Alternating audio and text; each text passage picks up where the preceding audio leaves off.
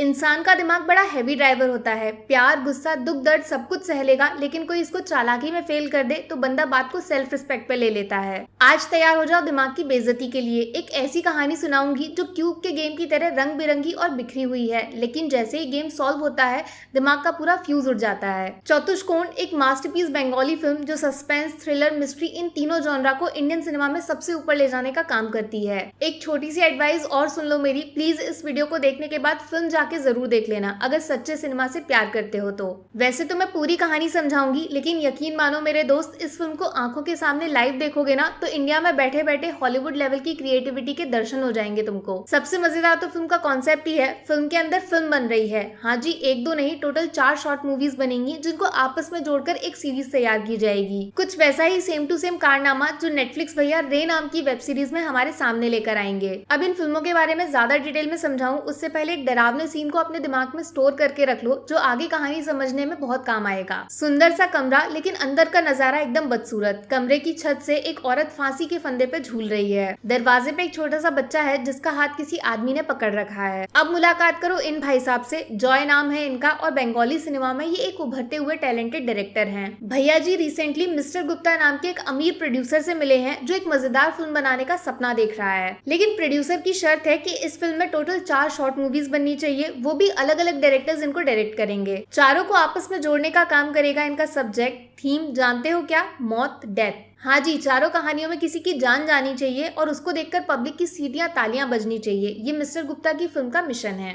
अब इन चारों डायरेक्टर्स में से एक तो अपने जॉय हैं और बाकी 3 स्पॉट भरने के लिए ये मशहूर बंगाली डायरेक्टर्स को ढूंढ कर निकालते हैं जो पर्सनली जॉय के दोस्त हैं। और गुप्ता जी की फिल्म का बजट काफी हाई है तो पैसे की नो टेंशन। अब ये चारों आपस में मिलकर एक वीकेंड वेकेशन का प्लान करते हैं जहाँ एक एक करके ये अपनी कहानियां एक दूसरे के साथ शेयर करेंगे। लेकिन इस वेकेशन की लॉन्ग ड्राइव के बीच में गड़बड़ हो जाती है। ये कार जिसमें सफर की शुरुआत हुई थी वो बीच रास्ते में धोखा दे देती है, तो जॉय अपने तीनों फ्रेंड डायरेक्टर्स को मिस्टर गुप्ता के दूसरे बंगले पे ले जाते हैं। वहीं पे रात गुजारी जाएगी और चारों कहानियां सुनाने वाला कार्यक्रम भी कंप्लीट हो जाएगा। डायरेक्टर नंबर 1 शाक्यो सरजी की कहानी बहुत ही स्पेशल है जो एक टीवी शो राइटर के अराउंड घूमती है। वो बंदा जो रोज न जाने कितने लोगों को टीवी पे नई जिंदगी देता है, तो कभी अचानक मौत वाला एंगल डालकर एक्टर की शो से परमानेंट छुट्टी। लेकिन इस बार इनके साथ हो गई है एक ट्रेजेडी। रात के काले अंधेरे में अपने घर के अंदर इनको टीवी सीरियल वाले कैरेक्टर्स नजर आ रहे हैं। एक छोटा सा बच्चा, एक जवान खूबसूरत औरत और तीसरा पागल सा आदमी जिसके सर के बीचों बीच गोली लगने का निशान मौजूद है। तीनों के मुंह से निकले शब्द एकदम सेम टू सेम है। राइटर बाबू, आपने हमारी जान ले ली, अब हम आपकी लेंगे। इधर आता है अगला सीन जब नेक्स्ट डे की सुबह राइटर बाबू की बीवी के हाथों से चाय का कप जमीन पे गिरता है और जब ये खुद कमरे में घुसते हैं तो आंखों के सामने टेबल पे मौजूद है इनकी लाश। बंदा कल रात ही हार्ट अटैक से मर गया था। डायरेक्टर नंबर 2 ट्रीना मैडम इनकी कहानी मौत को सुपरनेचुरल तरीके से डिस्क्राइब करेगी। भूत प्रेत टाइप, हॉरर, थ्रिलर, मर्डर। एक खतरनाक औरत जिसके पास स्पेशल पावर्स हैं दूसरी दुनिया के लोगों को वापस इस दुनिया में बुला के उनके घर वालों से मिलवाने की। इस बार उनसे मिलने 4 दोस्त आए हैं। इस औरत के शरीर में अपनी इंग्लिश टीचर को बुला के ये बच्चे बड़ी इंटरेस्टिंग बात बोलते हैं, मैडम अब आपकी क्लास में पढ़ने का मौका नहीं मिलता, वी मिस यू अलॉट। ठीक तभी आता है कहानी में ट्विस्ट जब इस टीचर के घर की छोटी सी झलक दिखाई जाती है। दीवार पे टंगा है एक फोटो फ्रेम जिसमें ये खुद नहीं बल्कि उन चारों स्टूडेंट्स की फोटो है फूल की माला के साथ।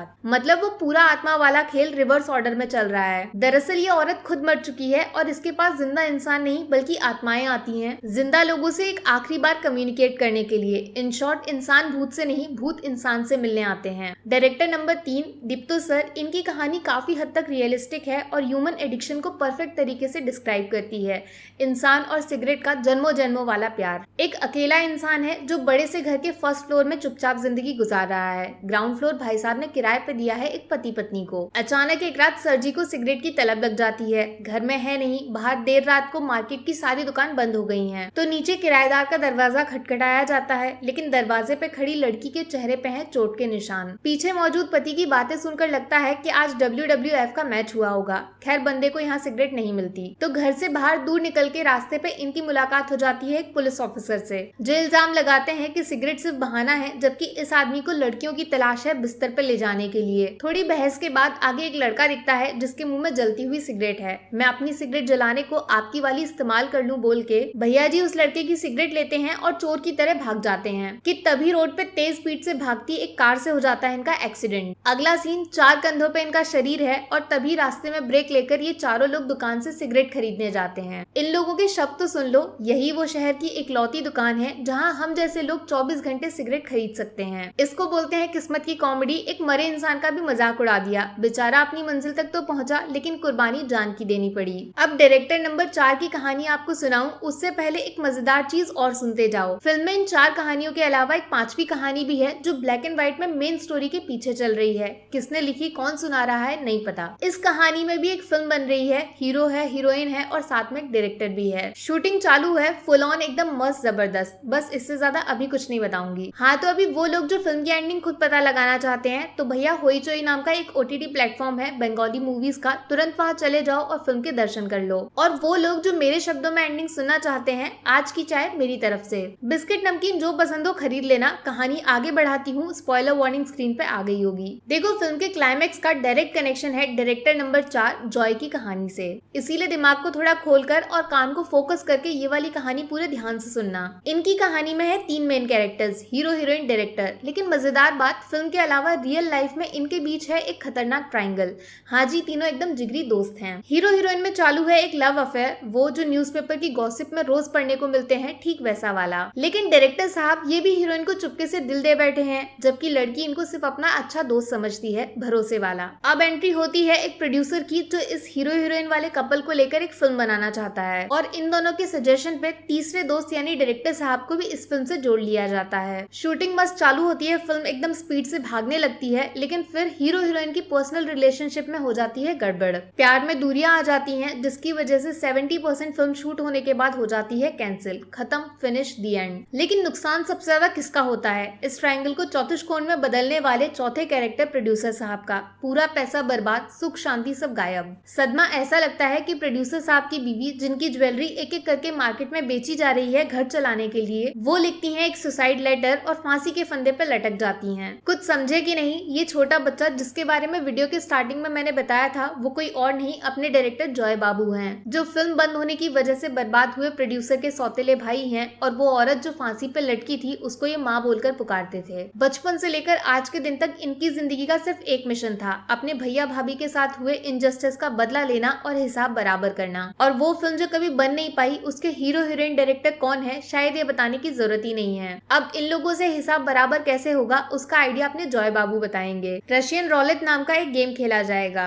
बंदूक में 6 में से 4 गोलियां लोड करके बारी बारी इन तीनों के सर पे शूट किया जाएगा। किस्मत अच्छी हुई तो कांग्रेचुलेशंस, आप जिंदा हो। गोली चली तो टाटा बाय बाय, खेल खत्म, जॉय बाबू की फिल्म भी खत्म। अब क्लाइमेक्स में होता यह है कि दीप्तो और शाक्यो इन दोनों के सर पे बंदूक चलती तो है लेकिन किस्मत इन पे मेहरबान है, दोनों जिंदा बच जाते हैं। लेकिन बैड न्यूज ये कि ट्रीना मैडम के बचने के चांसेस 0 हैं कि तभी अचानक सर के पीछे बंदूक का ट्रिगर दबता है, लेकिन दीप्तो ट्रीना को नीचे खींच लेते हैं। गोली सीधा जॉय के पेट से आर पार हो जाती है, मौत, डेथ ऑन द स्पॉट। चौतुष्कोण की चौथी कहानी फिनिश। फिल्म के एंड सीन में दिखाया जाता है कि ट्रीना और दीप्तो दोनों एक मेंटल इंस्टीट्यूट पागल खाने में किसी से मिलने जाते हैं। दरवाजा खुलता है तो सामने आते हैं जॉय के बड़े भैया, वही प्रोड्यूसर जो आज भी अपनी फिल्म को कंप्लीट करने के लिए हीरो हीरोइन डायरेक्टर तीनों की तलाश कर रहे हैं। लेकिन जब ये दोनों उनके सामने जाते हैं तो पागलपन का सदमा ऐसा कि ये इनकी रियल आइडेंटिटी पहचानने से भी इनकार कर देते हैं, जैसे मानो इनकी जिंदगी के कैलेंडर में डेट आगे ही नहीं बढ़ी। तो दोस्तों कहानी खत्म, फिनिश, दी एंड। चलो अब फटाफट बताओ ऊपर बताई गई चारों कहानियों में से आपकी फेवरेट कौन सी है? वो टीवी राइटर जिसकी जान खुद उसकी क्रिएशन ने ले ली, ये बुढ़ा आदमी जिसका जुनून आखिरी सिगरेट ने उसको मौत के घर का मेहमान बना दिया, या फिर ये मरी हुई औरत जो दूसरी दुनिया से बैठकर आत्मा को एक आखिरी बार इंसानों से मिलने का मौका देती है। And last but not the least, Joy का बदला जिसमें 3 लोगों की बर्बादी के बदले उसने 3 जिंदा लोगों की जान लेने की कोशिश में खुद अपनी जान को कुर्बान कर दिया। प्लीज यार इस फिल्म को जरूर देख लेना, वादा करती हूँ इंडियन सिनेमा के लिए दिल में इज्जत 100 गुना बढ़ जाएगी कम से कम। ट्रू मास्टरपीस, कभी ना भूलने वाला unique experience, don't miss it. बाकी वीडियो में कुछ पसंद आया हो या फिर कुछ शिकायत करनी हो तो मैं आपको इंस्टाग्राम पे भी मिल जाऊंगी, वरना थोड़ा सा इंतजार करिए, मिलूंगी आपसे अगले वीडियो में। Take care, bye bye.